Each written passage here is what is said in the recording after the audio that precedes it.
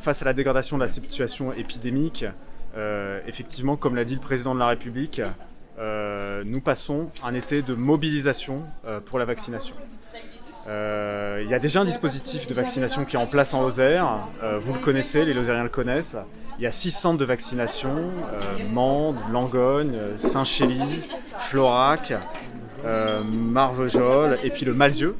Il y a également un centre de vaccination mobile qui a été mis en place et armé par le SDIS 48 et pour lequel la Croix-Rouge aussi apporte un soutien et sera amené à se renforcer sur le sujet. On a donc un maillage territorial de la vaccination. Simplement face à la dégradation de la situation, l'enjeu aujourd'hui c'est très clairement un enjeu quantitatif.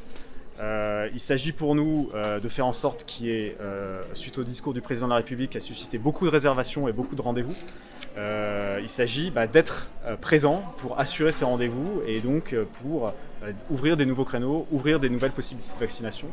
Donc l'objectif des services de l'État aujourd'hui en matière de vaccination, c'est de changer de braquet. On maintient le dispositif ancien de maillage territorial, mais on investit particulièrement à Mende en augmentant de manière assez considérable le nombre de créneaux disponibles.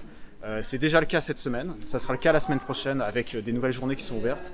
Et à partir de début août, on a un nouveau dispositif de vaccination où on passera à 3000 vaccinations par semaine.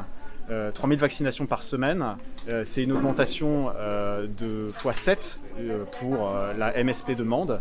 Et pour l'ensemble de la Lozère, c'est une multiplication par 3 du nombre de créneaux disponibles. L'objectif, c'est que le mois d'août, ça soit un mois de pleine vaccination, avec des pleines possibilités de se faire vacciner pour chacune et chacun des Lozériens. Et en ligne de mire, on a la rentrée avec l'idée d'en faire le maximum. On fait le maximum en août et on continuera en septembre. Cette vaccination, elle a lieu ici, à la Halle Saint-Jean. Les nouveaux dispositifs qui sont mis en place à Mende, c'est mis en place avec la MSP, partenariat RS Préfecture et aussi grâce à la ville de Mende qui prête ce local. Et cette vaccination, elle continuera au-delà de la rentrée. En août, en septembre, pendant 2 mois, à ce rythme-là. Si on veut massifier la vaccination, si on veut vraiment changer d'échelle, on a besoin de personnes pour vacciner et pour aider à vacciner. Donc je souhaiterais lancer un appel à tous les professionnels médicaux, paramédicaux de Lozère. Nous avons besoin de vous.